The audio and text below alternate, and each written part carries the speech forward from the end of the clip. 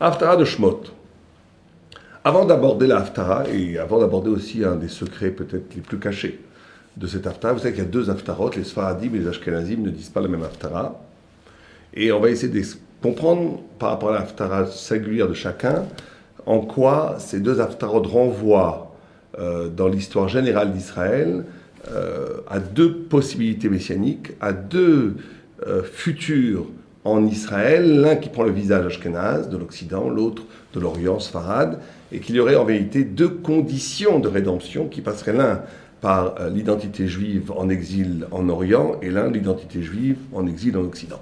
Mais avant d'aborder cette question fondamentale des deux Haftarot qui parlent à partir de la racine de la délivrance, on sait que toutes les délivrances futures, messianiques et autres, prennent racine dans la délivrance d'Égypte. C'est à partir de la sortie d'Égypte, à partir de le commencement de la révélation divine à Moïse, au cœur même de l'esclavage égyptien, que puisent toutes les ressources libératoires, de rédemption pour le temps futur, aussi bien les rédemptions locales, comme Hanouka, Purim et autres, aussi bien la rédemption finale qu'est le messianisme, tout ça puise ses racines dans Yetziat Mitzrayim, Zecher Yetziat Mitzrayim.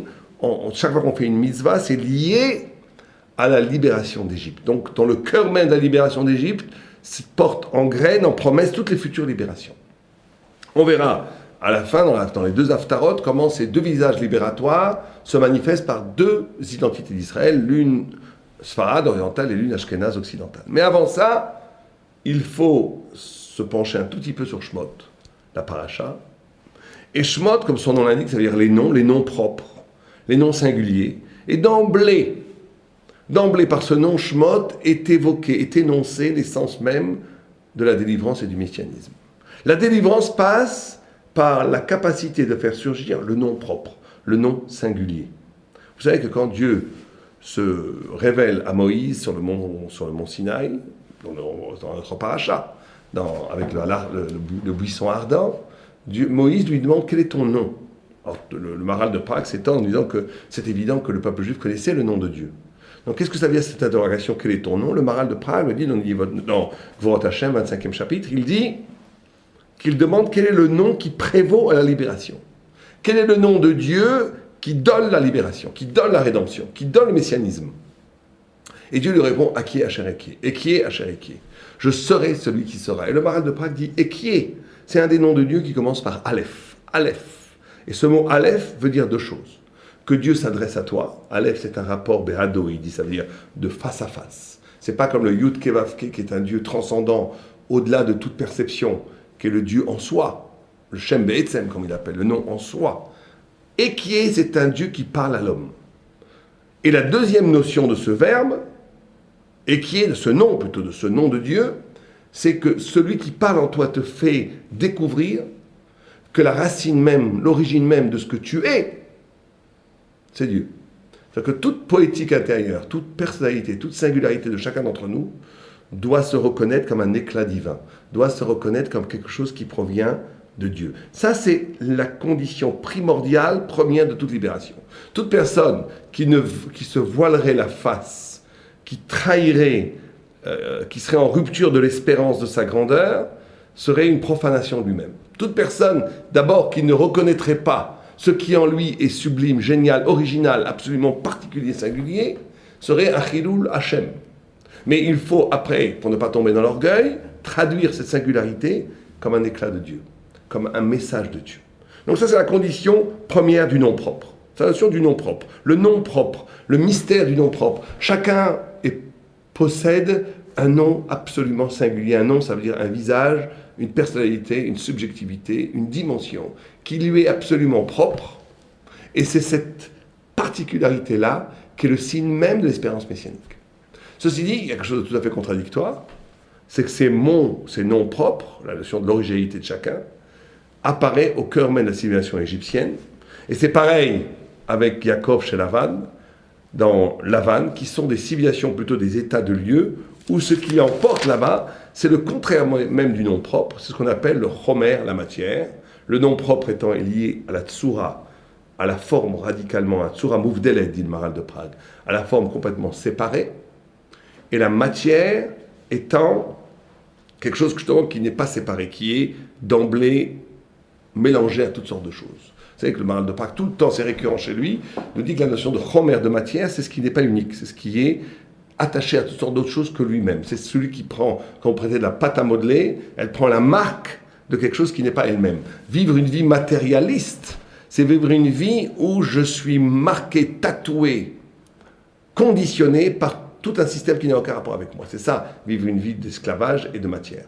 Or, le peuple juif, qui est le peuple du nom propre, le peuple de la forme séparée, le peuple de l'individualité absolue, au point où les rabbinim, dans le Talmud, quand ils voyaient des masses humaines, quand ils voyaient des foules, ils disaient « tous ces gens-là ont été créés pour me servir ».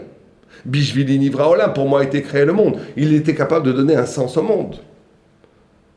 Or, le peuple d'Israël apparaît, est né, éclot toujours de la matière. C'est pour ça que les 12 tribus ont été enfantées, enfin 11, plus tard, Binyamin sur la route, ont été enfantées chez Lavan. Et c'est pour ça que le peuple juif a été enfanté, accouché de l'Égypte, qui est l'assimilation de la matière. Alors on a déjà expliqué dans la paracha, on peut regarder dans la paracha, qu'est-ce que c'est que cette notion de matière, mais pour le dire d'une autre façon et de façon plus sommaire. Une civilisation de la matière, c'est une civilisation du pouvoir infini de renaître. Alors ça a l'air joli comme ça, mais en vérité c'est très important, mais c'est tout à fait mesquin si c'est livré à lui-même. On va essayer d'expliquer. La notion de Lavan, et le Harizal dit le Lavan c'est le blanc supérieur, le Loven à Elion. La notion de l'Égypte, d'une civilisation de Hamor, de Dan, de matière. C'est une civilisation où devant nous, l'existence, la vie, est riche d'une infinité de possibilités. Quand vous avez une page blanche, c'est la puissance du vide. Quand vous avez une page blanche, c'est vide, mais en même temps, c'est riche d'une infinie de possibilités du sens. Mais en même temps, c'est nul, parce que c'est nul, il n'y a absolument rien. C'est vide. Oui, mais c'est riche de toutes les possibilités. C'est pareil qu'une pâte à modeler, de la matière pure, de l'eau. Elle est riche en puissance de toutes les formes futures, puisqu'elle peut prendre toutes les formes, elle n'est pas définie. Or, vivre de façon matérielle, de vivre de façon chomère, c'est épouser une existence où je ne me définis jamais, où je reconduis quotidiennement l'expérience de la Renaissance. Et ça a l'air merveilleux, mais en réalité c'est tout petit, parce que je ne bâtis rien. Je me nourris en négatif de l'infinie puissance de devenir, mais je ne deviens jamais. Or, Am Israël, justement, né Am Israël, que quand il unit ces deux dimensions, il est en même temps incroyablement défini, mais il va utiliser le grand secret d'Israël. C'est que, comme il est la forme pure, mais cette forme pure, quand elle se réalise, elle peut échouer dans la matière. Quand quelqu'un devient un grand Talmid Chacham, il sait étudier, un très grand Yetzer Hara peut arriver de faire de sa connaissance un atout sociologique. Maintenant, il sait étudier, il sait enseigner, c'est un pouvoir. Donc maintenant, il est complètement enfermé dans ses capacités. Quand quelqu'un est devenu un tzaddik, il peut épouser sa forme de tzaddik de façon définitive et ne plus évoluer. Être juif, et qui est Hacher et qui est, c'est pas être ou ne pas être pour le juif, c'est être ou devenir. Il faut toujours devenir. On devient, on n'est jamais satisfait du résultat dans lequel je suis arrivé.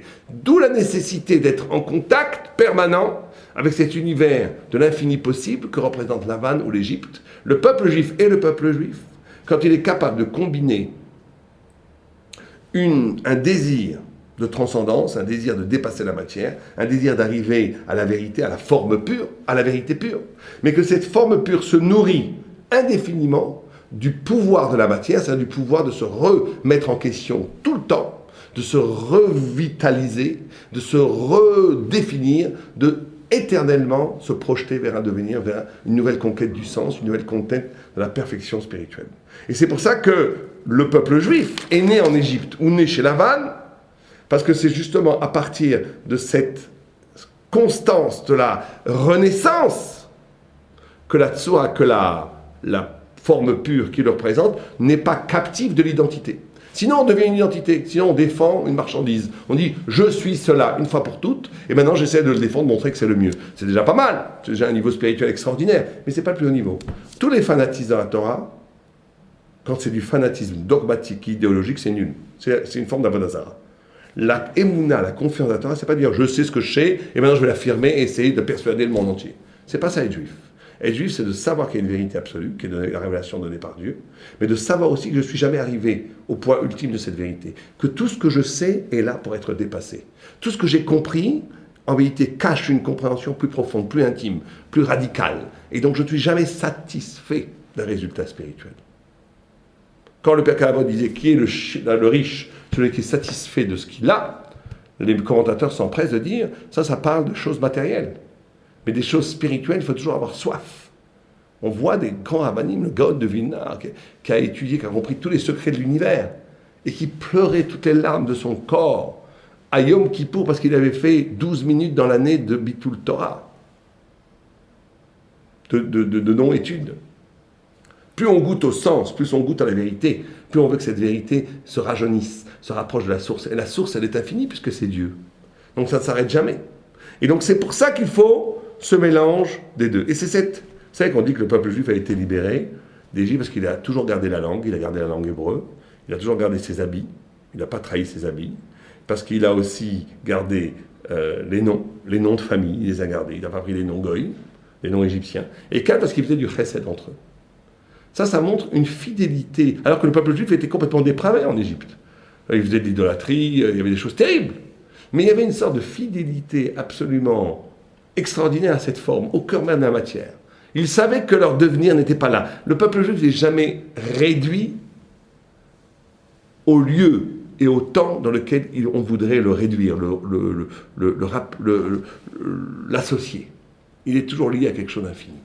C'est ça qui fait la condition même de sa libération. C'est d'ailleurs le sens même du buisson ardent. Quand Moshe arrive sur le mont Sinaï et qu'il découvre le buisson ardent, ça veut dire un buisson qui est des écorces, qui est des épines. Le Even Ezra dit, c'est magnifique, il veut dire que la Shrina, qui est cette lumière qui ne brûle pas, elle repose sur Am Israël, même si Am Israël est comparé à un arbuste plein d'épines. La Shrina, la transcendance divine, est toujours chez le peuple juif, même si le peuple juif, nous se comporte comme mal, avec plein d'épines, plein d'écorces, et sec, n'a pas de Torah. Et bien il y a toujours la présence divine sur nous, elle est toujours là. C'est cette fidélité entre nous et Dieu, qui est justement parce que l'essence même du peuple d'Israël, c'est de dépasser l'identité, dépasser la fixation identitaire. Elle est toujours dans une soif de l'infini. Alors elle tombe, c'est pas grave, même quand elle tombe, elle reste fidèle. Quelque part, elle reste fidèle. C'est ça l'édition du buisson ardent. C'est que le Even Ezra dit une chose extraordinaire. Il dit que ce feu qui est sur le buisson ardent et qui ne brûle pas le bois, c'est la notion même de la spiritualité. La notion même d'une présence divine. Vous savez que tout ce que nous on sait, il faut bien comprendre cette idée du Even Ezra qui est magnifique, que tant que c'est terrestre, toute réalisation spirituelle, culturelle, intellectuelle se nourrit de la destruction de quelque chose d'autre. Toutes les idées que nous on a, à moins qu'on soit arrivé à un niveau d'initié énorme, toutes les idées qu'on a sont les produits de la négation de ce que je savais déjà. On ne peut pas connaître quelque chose si on ne nie pas quelque chose, si on ne dépasse pas quelque chose. C'est ce que les goïms appellent la dialectique. Certains disaient que la vérité n'arrive que comme ça, affirmation, négation, dépassement des deux termes. Bon, c'est une dialectique très simpliste à la pensée, qui existe. Mais pour la Torah, c'est beaucoup plus profond. Pour la Torah, la véritable pensée, c'est une vérité qui ne brûle rien. C'est le regard de Dieu. C'est être capable de s'accaparer le regard de Dieu. Dieu, il voit le monde entier, il ne détruit rien. Il pourrait détruire tout ce qui est faux, il le laisse. C'est comme la capacité d'arriver à une vérité, d'arriver à un état qui n'a pas besoin pour être de nier quoi que ce soit, de détruire quoi que ce soit. Vous comprenez ? Il y a une vérité, un processus spirituel qui n'est que justement un processus. Comme elle est un processus, elle est obligée de brûler de l'énergie de ce qui n'est pas elle pour advenir aux autres. Elle est obligée de trahir, de détruire, de nier, de renoncer pour advenir. Ça, c'est la lumière qui vient de la terre. Il y a une lumière qui vient du ciel qui ne brûle rien, qui au contraire éclaire tout, qui rédime tout, qui métakène tout, qui sauve tout du malheur et de la mort. C'est la lumière de la Torah elle-même, c'est le regard de Dieu. Là, le vrai acte spirituel, c'est d'être capable de s'accaparer ce regard de tendresse, ce regard d'amour, ce regard qui va être capable de voir en chaque chose un des reflets de la volonté divine. Ce qu'on appelle, dans le Kabbalisme, appelle le sechel, l'esprit divin qui est en chaque chose.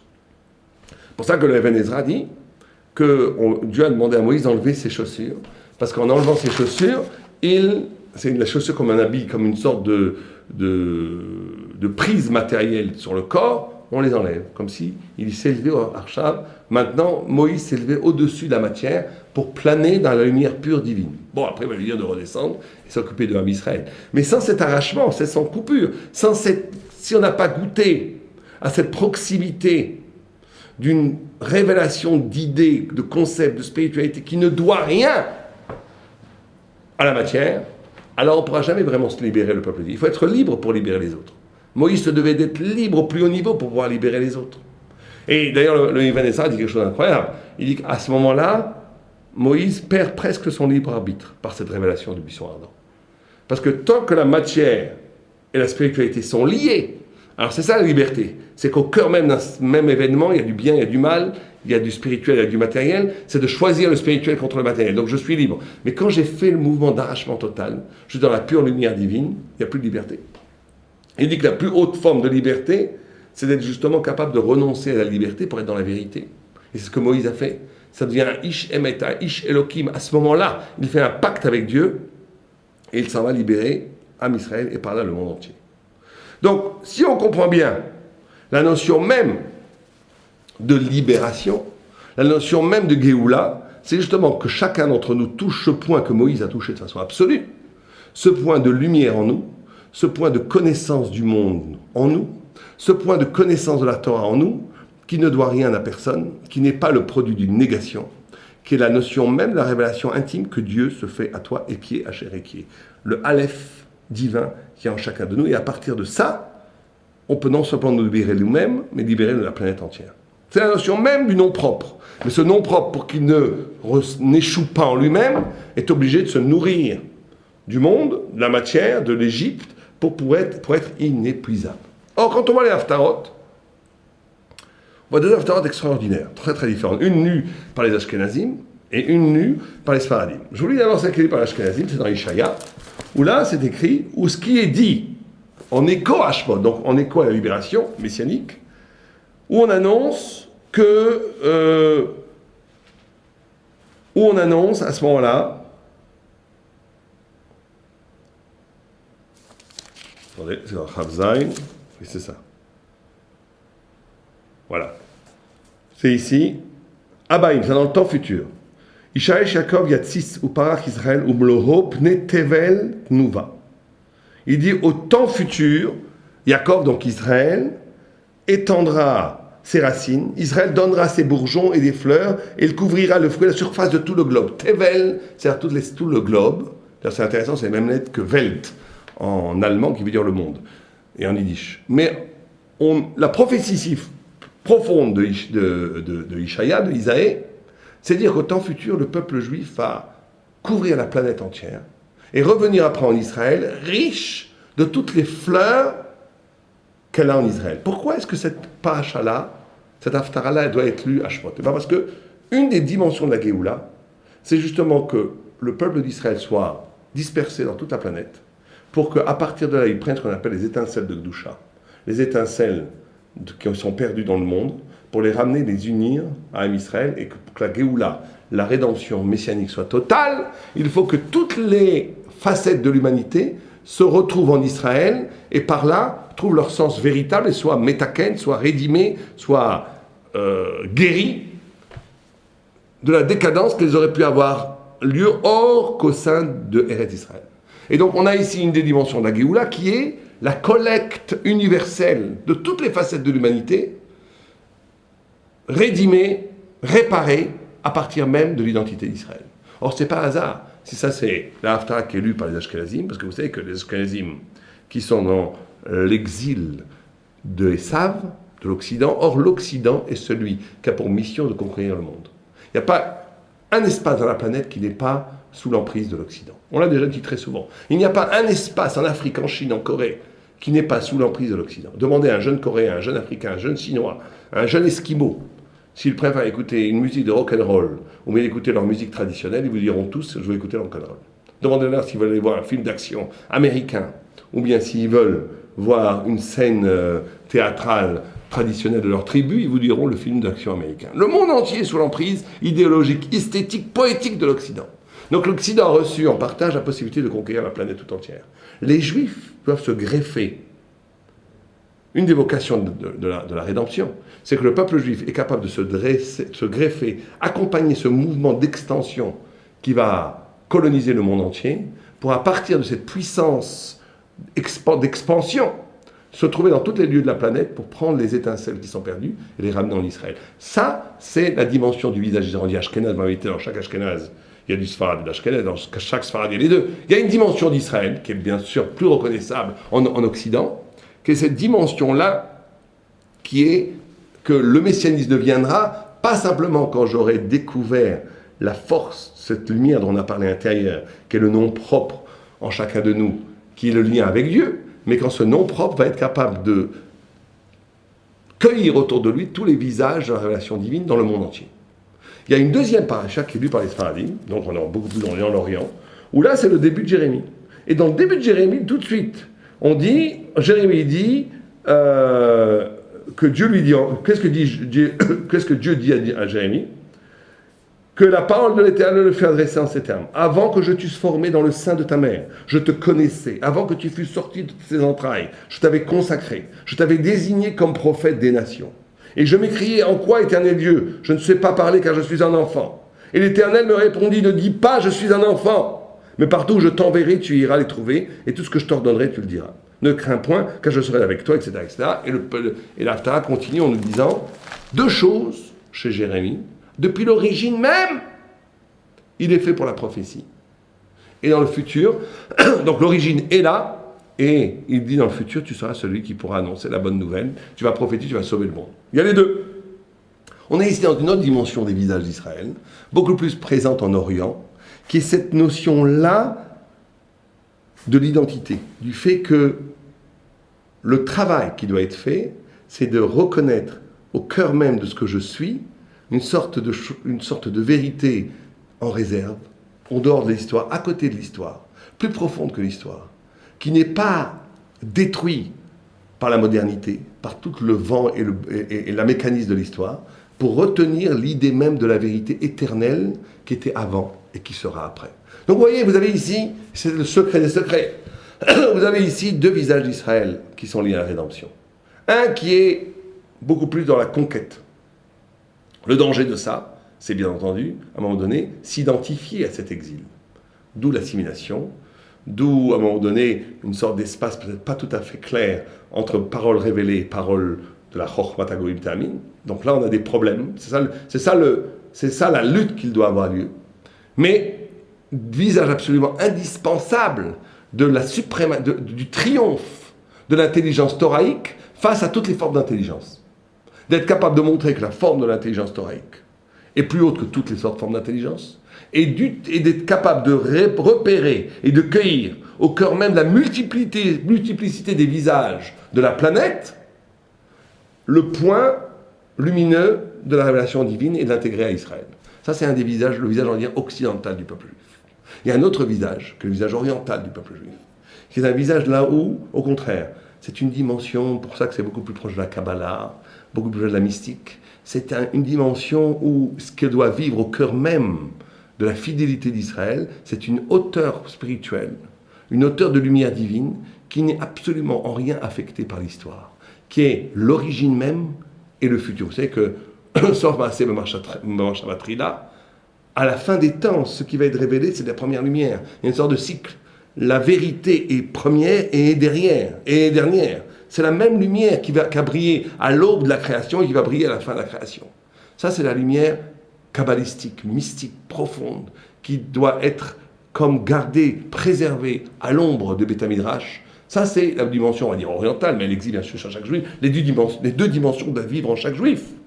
Mais historiquement, c'est pas un hasard si les Ashkenazim ont servi cette paracha, cette Haftarah et l'autre Haftarah, en écho à Shemot, pour bien montrer que c'est en respectant ces deux dimensions-là que le chemin royal, lumineux, de la venue du Messie sera possible. Aleva avec nous. Shabbat Shalom.